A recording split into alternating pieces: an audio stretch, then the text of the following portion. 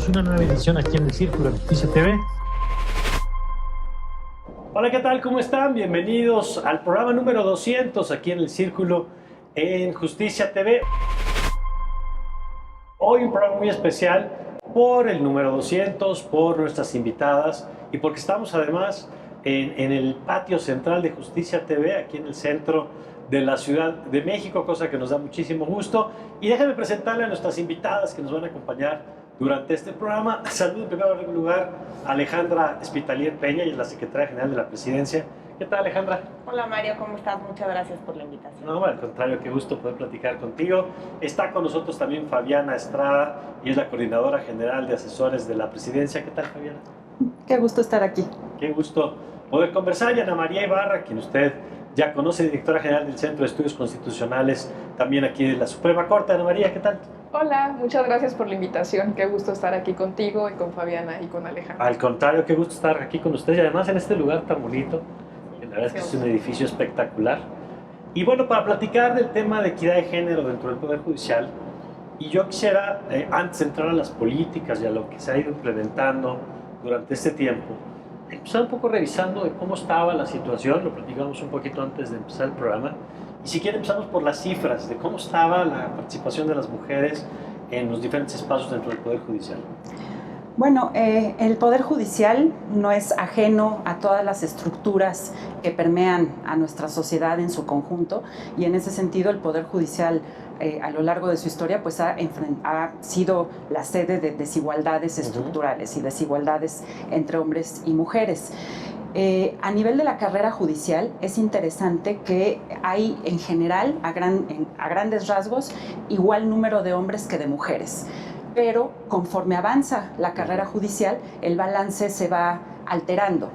Hasta el cargo de Secretaria de Estudio y Cuenta de Ministro de la Suprema Corte de Justicia de la Nación, la repartición es más o menos paritaria.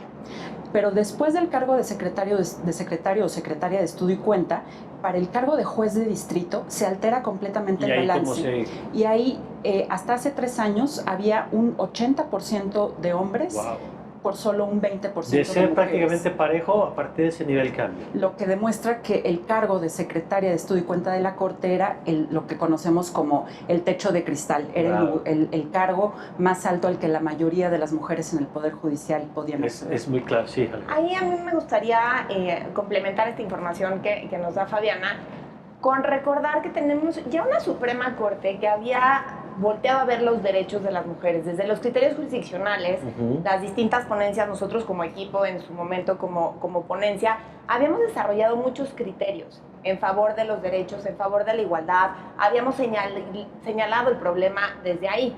Y eso había hecho una conciencia muy especial y muy importante a lo largo del país a través de los órganos jurisdiccionales. No obstante, hacía falta que existiera una política pública desde la presidencia de la Corte y del Consejo para que precisamente esta desigualdad estructural que se vivía a nivel de Poder Judicial, no a nivel de cosmovisión jurisdiccional de criterios y de derechos, sino de integración del Poder Judicial y de derechos al interior del Poder Judicial, que sin duda alguna impactan también en lo primero, hacía falta esta política de mejorar las condiciones y mejorar el posicionamiento de las mujeres adentro del Poder Judicial Federal. Ana María.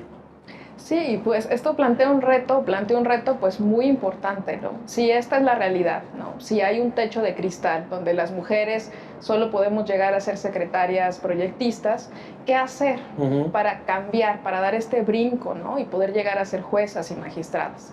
Y aquí es donde, pues, una política, yo creo que muy agresiva, muy fuerte por parte del ministro de la Corte, Arturo Saldívar, impulsó y detonó, ¿no? Un cambio que, por supuesto, es un esfuerzo de largo aliento con políticas paritarias, tomándose en serio la necesidad de que haya cada vez más mujeres, pero en estos puestos de toma de decisiones. ¿Y ha ido cambiando la composición en estos años? Pues totalmente. Los nuevos concursos, que son concursos que se hicieron con esta política o visión de paridad, han integrado a un 50% como jueces y magistrados. Okay. cuando antes pues esto era un embudo para las mujeres, ¿no? No accedíamos a estos puestos de toma de decisiones tan importantes, no solo para nosotras como profesionistas, sino para la justicia en general, porque Claro. vaya que importa tener a mujeres como juezas y magistradas resolviendo los asuntos de la gente. ¿Cuáles eran, en su experiencia y en su conocimiento, cuáles eran estos factores que hacían que ahí se diera este embudo del que nos están hablando? Porque estoy seguro que no había ningún papel que dijera hasta aquí llegan las mujeres y a partir de aquí solo los hombres. Seguramente en todos los documentos, aparentemente, las condiciones eran parejas. ¿Qué pasaba en los hechos que en realidad terminaba siendo ese embudo? Yo pienso que hay condiciones que son propias de la sociedad en su conjunto.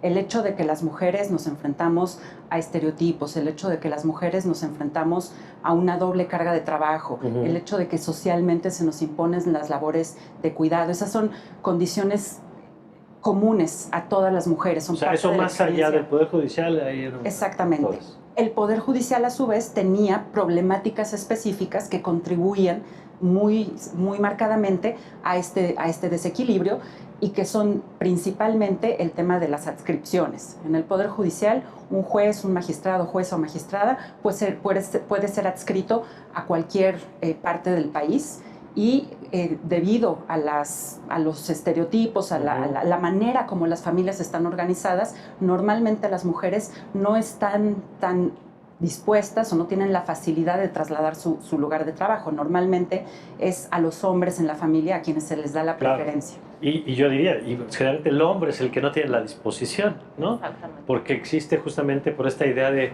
si el hombre se tiene que cambiar de trabajo, toda la familia le acompaña. Sí, cuando es la mujer, ¿qué pasa? ¿No?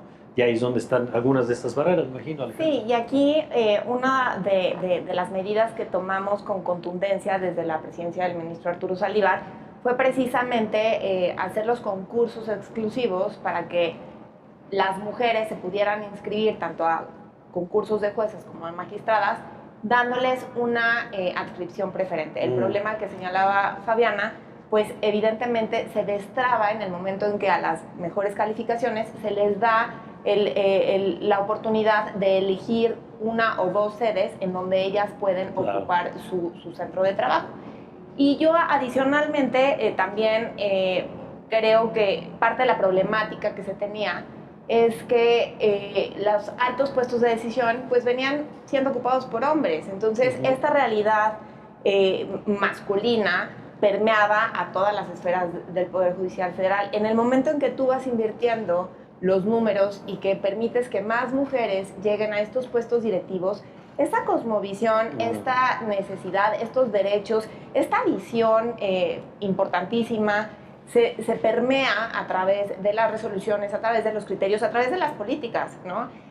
Yo me parece que uno de los aciertos más importantes del ministro presidente fue dejarse acompañar o elegir más bien a un grupo de mujeres que pudieran externar las necesidades del género y que desde esa sensibilidad se recogieran todas esas medidas para que se pudieran impactar. Entonces, es una moneda que no se puede ver de una sola De acuerdo. caras, ¿no? A ver, Ana María, ¿cuál agregarías? Ya escuchamos este tema de la forma en la que estaba diseñada, por el tema de la movilidad que pudiera implicar, el tema de la falta de representación, con lo que implica a los clubs de Toby, ¿no? Que además lo encontramos, como bien decía Fabiana, se reproduce, clubs de Toby reproducen clubs de Toby, ¿no? Entonces, cuando se empieza a romper eso, empiezas a incorporar otras lógicas. ¿Qué otros factores había? Y que a lo mejor algunos hay, que no sé si desde temas culturales, ya platicaremos un poquito más adelante de lo que se está haciendo para modificar esto, pero ¿qué otros factores había que terminaban excluyendo a las mujeres del proceso de crecimiento dentro del Poder Judicial? Sí, pues un poco lo que ya ha dicho Alejandra, en el sentido de es una estructura que está pues diseñada por hombres, ¿no? y que trata pues de reivindicar, ¿no?, el papel del hombre en estos puestos de decisión. ¿Y qué es lo que pasa? Pues lo que pasa es que hay bueno, todavía pues culturas muy machistas, culturas donde perviven estos micromachismos o estas situaciones de acoso sexual y acoso laboral, que hacen que las mujeres no estemos cómodas, ¿no? Y que no podamos como desempeñarnos o rendir como nosotras pudiéramos hacerlo, porque precisamente nos vemos frenadas por esta cultura pues agresiva u hostil. Y tenemos, bueno, no solo en el Poder Judicial, pero principalmente, bueno, ahora que estamos hablando del Poder Judicial, pues estas estructuras que impiden conciliar la vida familiar con la vida laboral, ¿no? Y que si quieres ser una mujer exitosa, más bien tienes que parecerte cada vez más a un hombre, de acuerdo, ¿no? Y no más bien repensar cuáles son estas reglas o estas estructuras que nos impiden a nosotras como mujeres, con nuestra complejidad y necesidades, pues también destacar. ¿Cuál sería un ejemplo de esto, ¿no? Y lo pregunto porque sé que para muchas mujeres que nos están viendo son como obvias las respuestas, ¿no?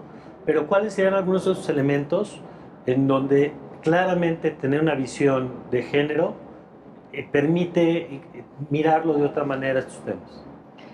Bueno, en el ámbito jurisdiccional podemos hablar, ¿no?, de muchos ejemplos de cómo es importante tener una mirada femenina al resolver o enfrentar cierto tipo de casos, pero sobre todo tener una herramienta que nos permita no solo a las mujeres, sino también a los hombres acercarse a estos casos pues con mayor sensibilidad, con empatía, ¿no?, con igualdad. Algo lo mencionabas tú ya, Mario, en el sentido de, pues claro, en el papel todos somos iguales, ¿no?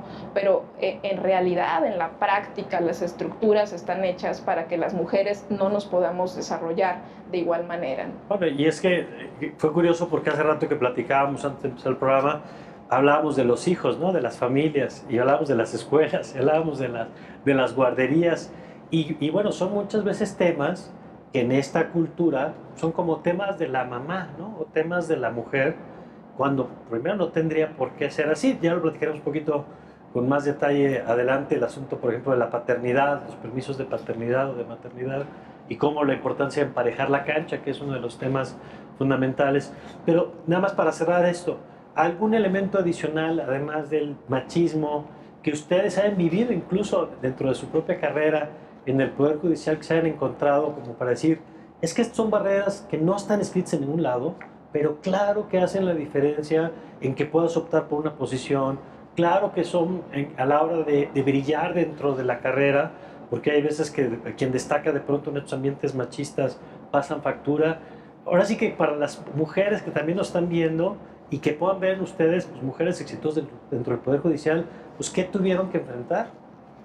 Sí, a ver, nosotros como equipo de trabajo llegamos desde el sector privado.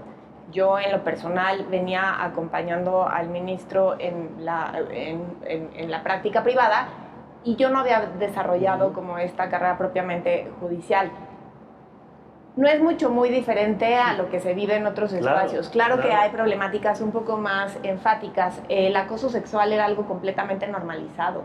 Era algo en donde las mujeres estaban completamente cosificadas, ¿no? Todos los comentarios, toda esta incomodidad desde cómo te vistes, cómo te conduces, estás ahí porque estás joven, porque tienes determinado perfil, porque no enfocado al mérito, ¿no? Entonces, llegar a descubrir esta judicatura con estos vicios tan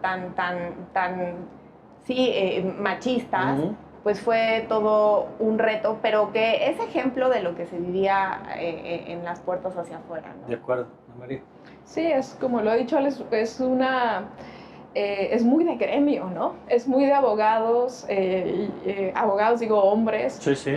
Pensar en todas estas lógicas, en cómo para poder subir, ¿no?, un puesto en un despacho, esto tienes que comportarte como un hombre, y esto pues se refleja sin lugar a dudas en el Poder Judicial federal y pues seguramente en los poderes judiciales locales. ¿Cómo cambiar esto? ¿Cómo cambiar esta problemática que rebasa el Poder Judicial, ¿no?, que es del gremio, pero que también está presente a veces de las facultades, de las propias escuelas? Creo que todos tenemos como ejemplos, ¿no?, personales y bueno, anécdotas que compartir en este sentido, pero lo interesante es si esto es tan complejo, tan estructural, ¿qué hacer, ¿no? Claro. ¿Cuáles son las políticas indicadas precisamente para empezar a cambiar pues estos paradigmas que tanto nos afectan? De acuerdo, Fabián.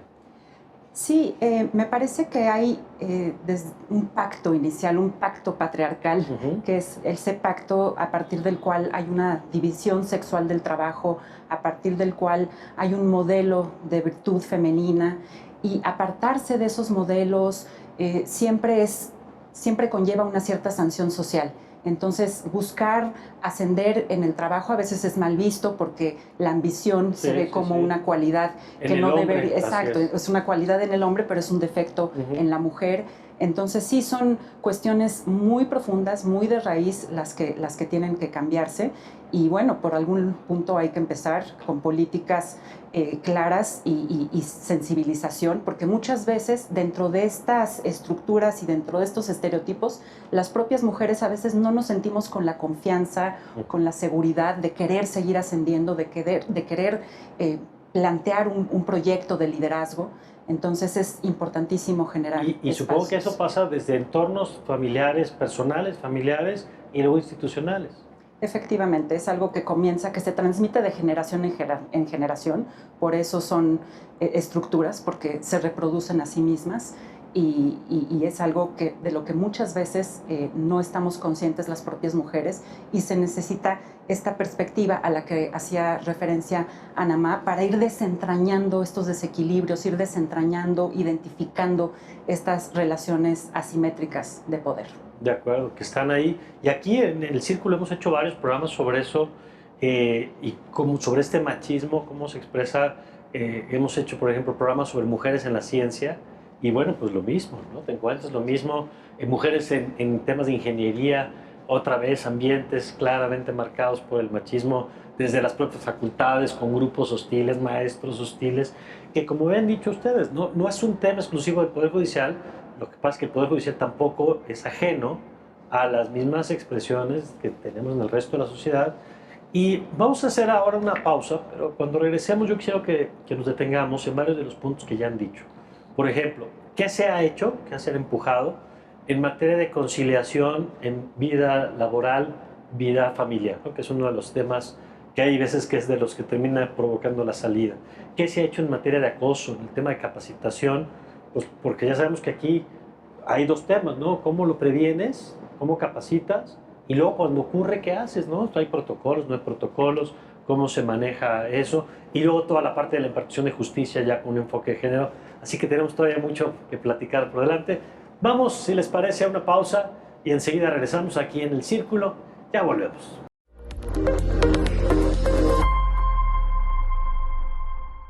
Bueno, estamos de regreso y yo quisiera, Alejandra, preguntarte algo que comentábamos ahorita, porque hablábamos del techo de cristal hace rato, pero ahorita hiciste referencia al piso pegajoso, ¿no?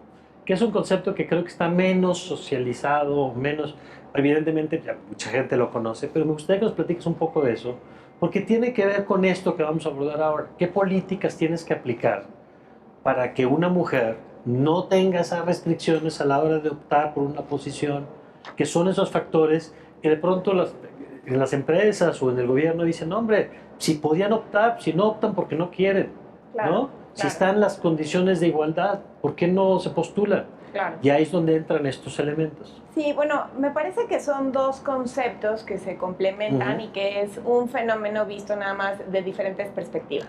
Mientras que el techo de cristal vemos que son estos obstáculos que impiden que las mujeres lleguen a puestos de liderazgo, de mejor posicionamiento y que las frenan hacia arriba, los pisos pegajosos son estos obstáculos que impiden que se despegue con la misma facilidad que en este caso, que es una cuestión de género, como un hombre que no tiene este mismo obstáculo. ¿Cómo ¿no? cuáles? O dentro de las mismas mujeres, por ejemplo, a lo mejor la desigualdad no es la misma la que tiene cierta mujer de clase social mediana a alguien que está en una situación marginal por una razón específica. Entonces aquí es donde viene también muy interesante todo el análisis interseccional de las discriminaciones y de las desigualdades. Y eso es como lo que hace que sea una problemática tan bonita y tan interesante y que sea un reto tan complejo, porque es un problema que tiene distintas aristas que todas se tienen que tratar con la misma importancia desde distinta perspectiva para verdaderamente poder tener resultados.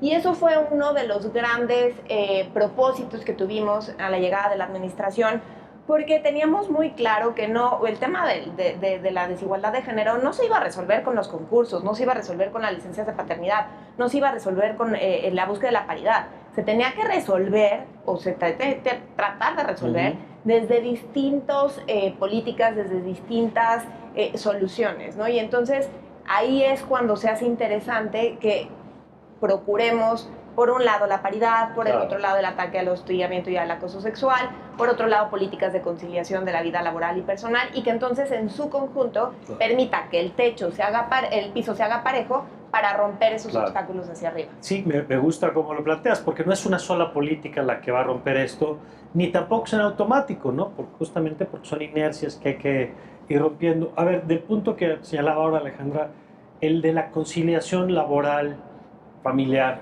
¿qué se ha hecho en ese sentido? Pues la política más importante, bueno, todas son importantes porque todas abonan a lo mismo y se complementan, como bien decía Alejandra. Yo mencionaría en primer lugar la que ya decíamos en el bloque anterior de las adscripciones. Es fundamental que para que las mujeres puedan elegir y decir preferentemente dónde les gustaría ejercer el cargo de juezas de distrito, magistradas de circuito. ¿Y qué impacto ha tenido eso? Pues a todas las mujeres que han concursado en los concursos exclusivos se les ha podido dar su primera elección o, en su caso, la segunda. Pero ninguna mujer ha sido mandada a otro lugar. Y esto permite hacer planes, precisamente organizar la vida familiar y poder ascender en la carrera judicial, llegar a puestos de liderazgo, llegar a puestos de toma de decisión sin tener que sacrificar la vida familiar, sin tener que decir, bueno, pues ahora, ¿qué hacemos? Nos mudamos todos, me voy yo sola. En fin, estas decisiones tan difíciles que enfrentaban las mujeres, hoy en día ellas podemos decir, yo quiero esta adscripción o esta otra, y tenemos una seguridad muy alta, no la certeza, porque en un poder judicial como el nuestro es imposible asegurar esto, pero sí una seguridad muy alta de que vamos a ser adscritas al lugar de nuestro deseo. Ana María. Bueno, la otra cuestión, sin duda, algo que impulsó a Alejandra Spitalier, de hecho, pues son las licencias de paternidad. ¿Qué me parece esto básico, no? La posibilidad de que los hombres también puedan pedir 90 días para ejercer su paternidad y para estar ahí cuando llega un pequeño a casa es fundamental, ¿no? Para que podamos hablar de una igualdad real entre hombres y mujeres. Si seguimos pensando que las mujeres somos las únicas que tenemos a cargo a nuestros hijos estos deberes pues de cuidado, pues no partimos de donde mismo, no hay una cancha pareja para poder avanzar al igual que nuestras parejas hombres, ¿no? Entonces esto me parece fundamental, pero sobre todo lo que me encanta esta política es que tiene detrás una visión, ¿no? Respecto de cómo lo que pasa en casa impacta y de qué manera al ámbito profesional. Y bueno, acá seguramente Alejandra nos puede mencionar más sobre este tema, pero yo quisiera traer a colación algo que mencionamos en el bloque anterior, que decíamos, sí, los machismos están en todos los sectores, en todos los gremios, pero ¿por qué es tan importante que se ataquen o se combatan en el Poder Judicial? Pues el Poder Judicial es el encargado de impartir justicia. Si un Poder Judicial no pone en práctica estas políticas de igualdad material, no las puede aplicar, claro. ¿Con qué legitimidad o con qué visión va a resolver los casos que se le presentan? Me parece por eso fundamental. Sí, que empiece por ponerse orden en casa, claro. Sí, nosotras tenemos que poner el ejemplo, ¿no? Y ojalá estas políticas de avanzada del ministro presidente de la Corte y del Consejo pues sean un ejemplo precisamente para que otros sectores pues retomen esta visión y esta importancia de que más mujeres estén en puestos de toma de decisiones. De acuerdo. A ver, Alejandra, este tema de la paternidad, ¿por qué es tan importante? Porque me parece que es uno de esos asuntos interesantes que tiene como un efecto de rebote en múltiples, ¿no? Empareja la cancha a la hora de contrataciones. Pero a ver, cuéntanos. Efectivamente, es una política que nos tomó nada decidirla, un poco de tiempo implementarla, ¿no? Okay. Es una política en donde efectivamente se refleja la voluntad de modificar estereotipos desde la base más íntima, que es el núcleo familiar, en donde efectivamente esta división sexual del trabajo y esta estereotipo de crianza y de deberes de cuidado generalmente se le atribuye a la mamá, ¿no? Cuando en realidad se le está dando aquí una igualdad de condiciones a ambos para que desde los primeros momentos que se incorpora un nuevo elemento a la familia se puedan involucrar y hacer una corresponsabilidad en la crianza. Y la regla es que es lo mismo, al mismo tiempo, hombres y mujeres. En realidad las mujeres tenemos nuestra licencia de maternidad ya precisamente por la ley federal del trabajo, por las legislaciones aplicables, pero los hombres, en la ley federal del trabajo teníamos 5 días pagados. Que no es nada. Es nada. No es nada ni para el bebé, ni para la mamá, ni para el papá, o sea, para nadie. Exactamente. Entonces ahora se igualan a 3 meses pagados, se pueden decidir la utilización de los mismos dentro de los primeros 9 meses de incorporación del nuevo miembro de la familia y se tienen que tomar, eso sí, de corrido. Esto lo pusimos, es una especie de candado para que no fuera a manera de pretexto de toma de vacaciones o días económicos. Entonces lo que se busca es una medida que en los primeros meses el papá ejercite, o las madres no gestantes ejerciten esta crianza compartida, se involucren desde el primer momento y esto le permite a las mujeres regresar a una cancha profesional, a una cancha técnica, a la cancha laboral que ellas decidan y reduce la discriminación laboral en el Poder Judicial. Obviamente esto nada más aplica al Poder Judicial. Si tenemos una vacante y tenemos a personas de distinto género que son aplicantes, pues ya no, el empleador ya no va a preferir, es la variable que va a definir, exacto, al varón, precisamente por miedo a que se ausente la mujer si está en una edad reproductiva y con miedo a que se vaya de licencia de maternidad. Esto también reduce la brecha salarial en el primer núcleo familiar y esto va equilibrando el posicionamiento de la mujer para no tenerla relegada en un segundo plano. Que además es interesante porque es una política que, insisto, beneficia a la mujer y beneficia al hombre. Es una medida en donde todos ganan. Ganan los menores, ganan los hombres, ganamos las mujeres y gana la sociedad en su conjunto. Y también, la verdad, lo puedo decir con muchísimo orgullo y con muchísima convicción, estamos ganando como Poder Judicial Federal. Esto es una medida punta de lanza en todo el continente americano. Es una medida que me parece que va a ser un parteaguas en la historia del Poder Judicial Federal. Difícilmente veo que podamos regresar a un esquema anterior y los resultados ahí están. Estamos dando, si no los mismos, mejores resultados. Esto no es un pretexto, nada más es un ejemplo de cómo se necesita voluntad y una política pública encaminada a producir determinados efectos en lo que uno desee. Ahorramos en papel, ahorramos en compras, ahorramos en otros tipos de proyectos. ¿Para qué? Para enfocar esto de manera correcta. Ahora, déjenme regresar a un tema que ya he mencionado. Este me parece fundamental. El tema de la entrada, digamos, de las posiciones me parece fundamental. El tema del acoso, porque es uno de los problemas que como sociedad venimos arrastrando y lo vemos además en sus expresiones en todos los niveles. ¿Qué se ha hecho en ese sentido? Y se los pregunto en tema de capacitación, y que la capacitación me parece importante por el tema cultural, ¿sí? Cómo modificar esto, y luego en temas de protocolos y en temas de sanciones, que también me parece clave. ¿Quién quiere? Sí, bueno, en este rubro hay mucho por hacer todavía, porque precisamente refleja, ¿no?, prácticas muy arraigadas, incluso asimiladas, ¿no?, incluso aceptadas. Es como curioso a veces no identificarlas, ni siquiera las identificamos porque las tenemos tan normalizadas claro. Estas prácticas de acoso sexual y acoso laboral.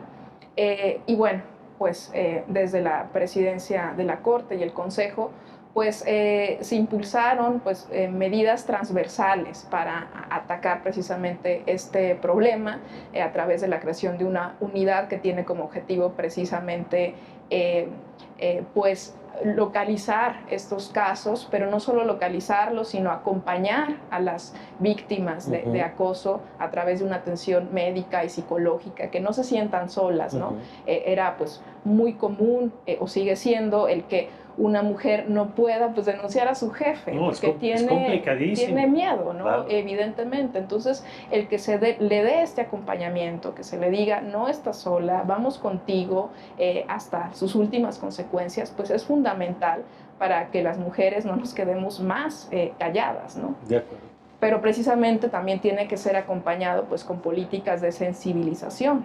No podemos llevar una política de confrontación de víctimas con acusados o como le queremos llamar, sino pues cambiar de raíz estas prácticas, y esto pues solamente puede ser a través de entender por qué es esto y por qué esto está mal y nos afecta a todos y De acuerdo, todas. está bien. Tanto en la Corte como en el Consejo se crearon estas unidades de combate al acoso y al hostigamiento sexual que efectivamente brindan acompañamiento a las mujeres. Son unidades también encargadas de capacitar en estos temas a todo el personal. Todo el personal del Poder Judicial hoy en día tiene que estar capacitado y sensibilizado en temas de acoso y hostigamiento.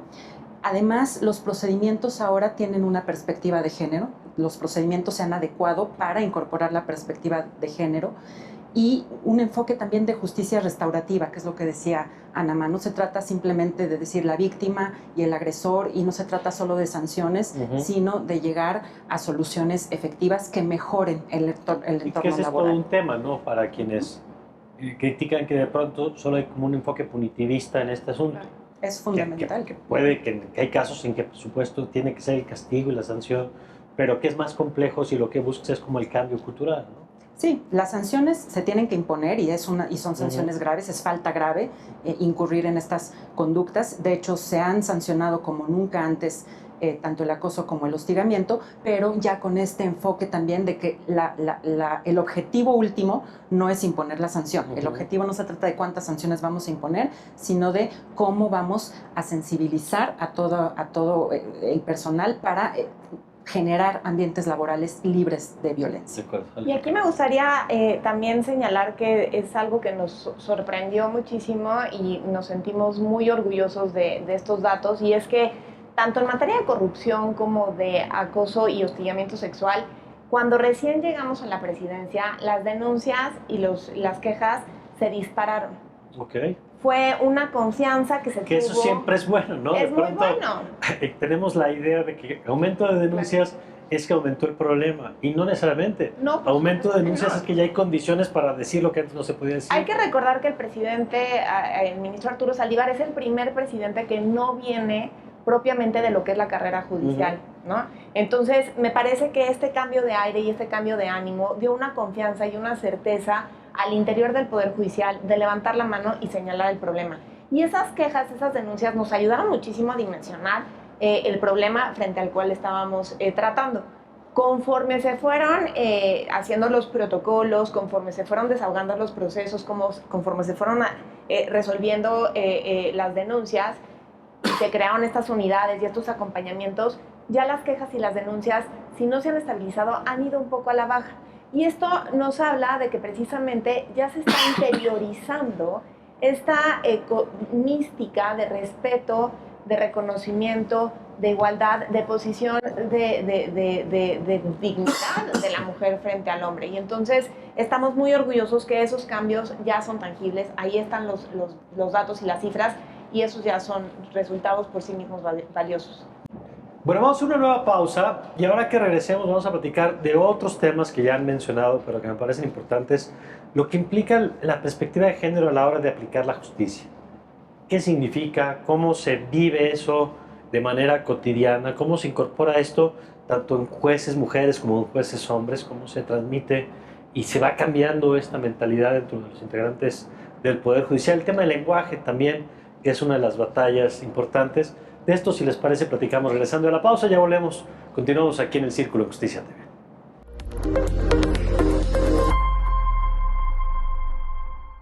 Bueno, ya estamos de vuelta, y yo quisiera, antes de entrar al tema del lenguaje, hay un tema que me parece importante insistir en él, que lo hemos abordado en otros momentos aquí en el Círculo, que es por qué es necesario que haya exámenes específicamente, exclusivamente incluso, para mujeres. Y siempre no falta quien brinca con este tema.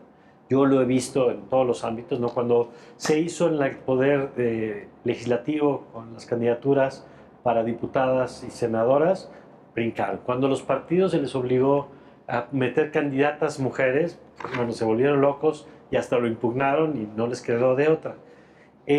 ¿Por qué es importante explicar e insistir en este tema? Bueno, A ver, perdón, Ana María. Es muy importante, creo A yo, ver. precisamente porque hay una resistencia muy fuerte hacia estas políticas y es porque no la deben. Así de claro, diría yo. A ver, Fabiana nos decía pues, un dato que nos debe parecer escandaloso, ¿no? 20% de titulares, juezas y magistradas. Esto está mal. 20% cuando en el papel se supone que es 55, o sea, que es igual de oportunidades. Claro. Exactamente. Si queremos hablar de una igualdad material, de una igualdad en los hechos y no nada más en el papel, pues entonces tenemos primero que identificar que ahí hay un problema. Y pasa a decir que hay un problema porque nos interesa que haya mujeres juezas y magistradas. Me parece que tenemos algo valioso que aportar.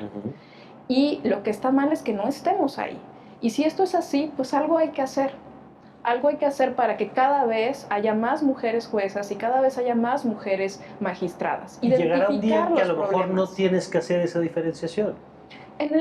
Una política paritaria me parece que es una política que tiene que ser permanente. No estamos hablando de cuotas, no estamos hablando de darle un premio a las mujeres aunque no se esfuercen para que estén ahí. Así es. Me parece que es una política de un mundo igualitario, ¿no? En el sentido de, pues si somos 50% de la población, pues tenemos que ocupar el 50% de los espacios de toma de decisiones. Así de fácil. ¿Y por qué no lo hemos hecho? Pues porque se nos han negado derechos históricamente, porque tenemos estos pisos pegajosos, estos obstáculos o techos de cristal que nos han impedido. Hay que removerlos, remover todas estas estructuras que nos impiden avanzar, pero también tener políticas más fuertes, dirigidas como estos concursos exclusivos, como estos concursos paritarios, para que de verdad estemos ahí. Tenemos lo mismo que aportar que los hombres y es muy importante que estemos ahí tomando estas decisiones. En esto que nos dices, yo siempre pienso en el caso de las gobernadoras o gobernadores que teniendo 32 entidades y teniendo la mitad de la población o más, poco más de mujeres, pues lo normal habría sido 16 o 15, 14. Tenemos 2 gobernadoras. No hasta que obligaron los partidos a postular candidatos, se triplicó el número de gobernadoras en 3 años. No fue un cambio en las capacidades, no fue un cambio en romper esas reglas no escritas pues, que hacían el Club de Toby que permanecía ahí, ¿no? Y en este tema de los cambios, el lenguaje juega un tema importante, que es otro también polémico, por cierto, que hay quien, desde quien dice que no es la ruta porque cambiar el lenguaje por sí mismo no cambia la realidad y que entonces a veces simplemente nos quedamos solo con la representación o con la simulación incluso, y que eso no cambia, y quien dice no, es que el lenguaje importa y la manera en que nombramos las cosas tiene consecuencias. A ver. Sí, si seguimos haciendo las cosas igual, vamos a tener los mismos resultados. Si no tenemos concursos exclusivos, vamos a seguir teniendo estas barreras que nos van a impedir llegar a una igualdad sustantiva. El enfoque de igualdad formal, de que todos tenemos los mismos derechos, que todos tenemos las mismas oportunidades, porque en el papel nada nos limita. Claro. Exacto, no es una idea falsa, porque hay estructuras, una cultura que mantiene las cosas de cierta manera, de una manera discriminatoria, y es necesario romper estas barreras, es necesario imponer una manera diferente de hacer las cosas, y el lenguaje es lo mismo. El lenguaje es también el producto y la expresión de estas desigualdades. El lenguaje es reflejo de una sociedad que ha invisibilizado a las mujeres. Como dicen, lo que no se nombra no existe. Así es. ¿Y cómo se ha atendido este tema desde el Poder Judicial? Es parte de todas las políticas que se han tomado en cuenta para mejorar el entorno laboral. Es una política de comunicación y de lenguaje incluyente y no sexista. En todos nuestros comunicados, en el lenguaje institucional, estamos ya procurando siempre incluir, nombrar a las mujeres, no invisibilizarlas. Siempre reconocer su existencia y reconocer el papel que tienen en la sociedad. Es fundamental llevar a cabo estos cambios. Entiendo que hay resistencias, muchas resistencias tienen que ver pues, con que siempre han estado incluidas, pero al final es esta misma idea de que en realidad las cosas como están bien. Claro, y hay que hacer explícitas las cosas, hay que nombrar las cosas, por eso es importante. Ahora, yo quisiera preguntarles, estamos en un entorno muy complicado en el país en materia de violencia, y particularmente violencia contra las mujeres. Lo vemos de manera cotidiana en desapariciones, lo vemos en el caso de los feminicidios. Es brutal las cifras que vemos, y no solo las cifras, las historias cotidianas. ¿Cómo viven ustedes? ¿Cómo ven esto? Siendo parte del Poder Judicial, no les toca necesariamente estar atendiendo, pero forman parte del Estado mexicano, del Poder Judicial, del aparato de justicia. Son ustedes mujeres que también pues, están expuestas al mismo entorno que cualquier otra mujer. ¿Cómo lo viven ustedes? A ver si... Muchas gracias, Mario. Muchas gracias por la pregunta y por el espacio precisamente para abordar el tema. No, creemos que el tema de la violencia contra la mujer, el tema de los feminicidios, no es un problema que le competa exclusivamente a determinado grupo o a determinado núcleo social o a determinada autoridad. Es un problema del que todos formamos parte y creemos que todos tenemos que ser parte de la solución. Todas estas políticas en favor del género evidentemente buscan disminuir la violencia dentro de los núcleos más esenciales, como los familiares, como estas políticas de conciliación, esta visibilización de las mujeres en posicionamientos de alta dirección, etcétera, etcétera. Esto es cambiar la visión de la mujer al interior del Poder Judicial. Y no nada más desde ahí, también tenemos el protocolo para juzgar con perspectiva de género. Nos parece que es una herramienta fundamental de la que se tiene que echar mano para que cuando lleguen a asuntos también de violencia, cuando lleguen a asuntos que impliquen valorar los derechos de las mujeres, ahí está una herramienta que tienen que utilizar y que deberían de utilizar los operadores jurídicos para tener la visibilización de todas estas desigualdades estructurales y de todo este problema de género que tenemos. Si nosotros echamos mano de todas estas soluciones como Poder Judicial, estamos seguros que vamos a poder hacer un cambio importante en esos expedientes, en esas historias, en esas sentencias.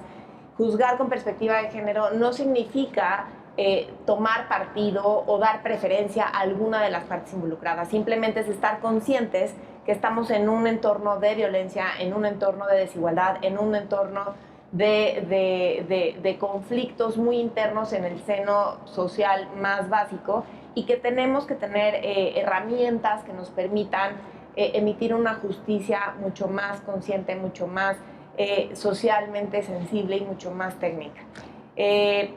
Yo me gustaría, bueno, es sabido por todos, hace unos días tuvimos la oportunidad de acompañar al ministro presidente al penal de Santa Marta, Catitla, y ahí se visibiliza mucho el problema que tenemos de el entorno de violencia, el entorno de discriminación, el entorno de los mismos feminicidios. Ahí hay mujeres que están involucradas en procesos que todavía no han sido sentenciados, que por ser mujeres están abandonadas por sus propias familias, que, como bien decía Fabiana, les hacen esta sanción social y entonces las ponen en un sector todavía mucho más vulnerable. Creemos que muchas de estas mujeres no fueron juzgadas o no están siendo juzgadas con el protocolo con perspectiva de género y que si esas expedientes se pudieran abordar de otra manera, los resultados serían enteramente diferentes. A ver, Ana Marita. Sí, con responsabilidad institucional, yo creo, cómo lo vivimos. Desde nuestras posiciones, pues privilegiadas, pero también de responsabilidad, creo que es muy importante toda y cada una de las cosas que haga el Poder Judicial. En el tema de capacitación, por supuesto, en el tema de estas políticas transversales respecto de la integración de los órganos, combate al acoso y hostigamiento sexual. Todo esto aporta precisamente a lo que decía Alejandra, ¿no? A combatir estas violencias que nos pueden parecer chiquitas, pero que suman y suman hasta convertirse en esta atrocidad que es el feminicidio. Me parece que así es como lo tenemos que ver, como que cada acción cuenta para ir combatiendo y ojalá desarticulando pues esta red tan cruel que existe en contra de la mujer, ¿no? Donde su vida no significa nada. Y en el Poder Judicial creo que también hay un reto importante y particular que es pues que no hay impunidad. Lo que ha ocurrido es que si se asesina a una mujer y no hay un culpable en la cárcel, no hay un responsable, no se juzga el caso con perspectiva de género, no se califica bien el delito de feminicidio y hay un culpable en la Sí, calle, sí. pues entonces, ¿qué mensaje se está Claro, mandando? que se ¿no? puede hacer y no hay consecuencias. Y que la vida de mujer no vale nada. Ujú. Lo vemos con 10 feminicidios diarios, es una, pues algo escandalizante, ¿no? Realmente sí te pone los pelitos de punta, Sí, ¿no? claro. Esta es la situación en la que vivimos y pues obviamente se tiene que enfrentar transversalmente y me parece que cada acción a favor de las políticas de género cuenta. Muy bien. Todos tenemos una responsabilidad. Estamos viviendo niveles de violencia de género alarmantes. Las desapariciones, la trata de personas, el feminicidio son las expresiones máximas de esta violencia, pero todo comienza con los micromachismos, todo comienza con violencia verbal. Entonces tenemos una responsabilidad muy grande de crear institucionalmente estos entornos libres de violencia. Generar conciencia, tenemos una gran responsabilidad de generar conciencia al interior de la institución, pero también una formación al exterior, tenemos una responsabilidad de llevar a cabo, de llevar el mensaje a todas partes, el mensaje de que la violencia de género es inaceptable, que es un cáncer en nuestra sociedad y que es una responsabilidad de todos. Es fundamental llevar a cabo esta sensibilización al interior, al exterior, la capacitación. Juzgar con perspectiva de género sigue siendo un reto. Realmente sí tenemos el protocolo para juzgar con perspectiva de género, tenemos un esfuerzo institucional de capacitación grandísimo, pero todavía tenemos que llegar hasta el último rincón del país, a todas las personas juzgadoras, para insistir en lo fundamental de juzgar con perspectiva de género. A ver, yo les quisiera pedir ejemplos, lo que las tres ahora lo mencionaron, tanto el tema del protocolo como en general la idea de la aplicación de la perspectiva de género a la hora de aplicar justicia. ¿Cómo se traduce eso? ¿En qué implica? ¿En casos concretos cómo se ve, cómo se vive eso? Pues a ver, a mí me gustaría compartir aquí un ejemplo que para mí fue algo que resumió mucho de la vivencia que tuvimos en el penal en días pasados. Una mujer levantó la mano, dijo que ella había sido sentenciada por determinados años. El delito por el que se le sentenció fue homicidio agravado en razón de parentesco. Nos relató una vida en libertad en donde era violentada por su pareja y por el padre de sus hijos todos y cada uno de sus días. Sin dar mayor detalle, nos dio a entender cuál fue el desenlace y a esta mujer se le sentenció sin valorar toda esta situación de violencia que llevó viviendo y que sufrió todos y cada uno de los días. Y sin lo cual no se explica lo que pasó después. Exactamente. Entonces, no tenemos los detalles del expediente, no sabemos específicamente las circunstancias que se llevan a cabo, pero si se visibiliza toda esta violencia cotidiana, toda esta violación de los derechos y el posicionamiento en el que a lo mejor esa mujer se encontraba, valorando con perspectiva de género, el resultado de la sentencia tal vez podría haber sido otro. Es un claro ejemplo, me parece muy contundente. Un ejemplo más, por favor. Sí, cuando hablamos de perspectiva de género, muchas veces el auditorio salta, ¿no? Y dice, bueno, entonces se trata de resolver a favor de las mujeres. No, esto no es así. Lo que esta herramienta nos indica es juzgar con igualdad, emparejar las condiciones. Primero hay que identificar una situación de desequilibrio de poder. Si esto existe, entonces esto es lo que se tiene que corregir. ¿Cómo? ¿En qué? Un ejemplo. Pues, por ejemplo, si hay pruebas insuficientes, pues llamar a que se desahoguen más pruebas. Juzgar el caso, los hechos y las normas sin prejuicios o estereotipos. Esto es muy común. Nuestras normas están plagadas de estereotipos de género. Un caso, pues, lo que más nos suena, ¿no? Por ejemplo, si asesinaron a una chica, ¿por qué andaba de noche y vestida como estaba? ¿Y por qué estaba sola a esas horas? ¿No? Como si la responsabilidad fuera de ella. Claro. Y eso nos impide, desde la etapa de investigación, analizar el caso con la seriedad que merece y después clasificar ese delito como tiene que ser, que es un feminicidio, si hay rasgos de violencia sexual o si se demuestran algunas de estas condiciones de razones de género.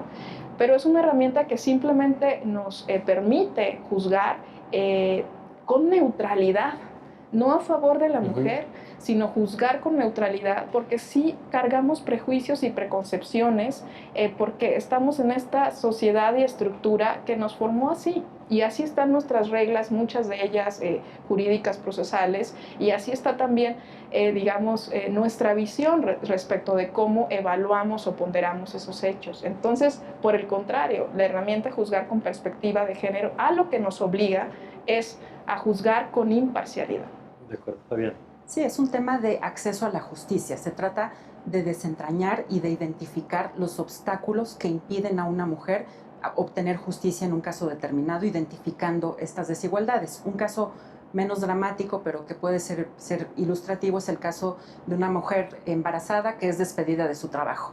La manera en que ella podría probar que el despido fue por causa del embarazo, pues sería difícil. Ella difícilmente le van a decir, te despido porque estás embarazada. Entonces, ¿qué es juzgar con perspectiva de género?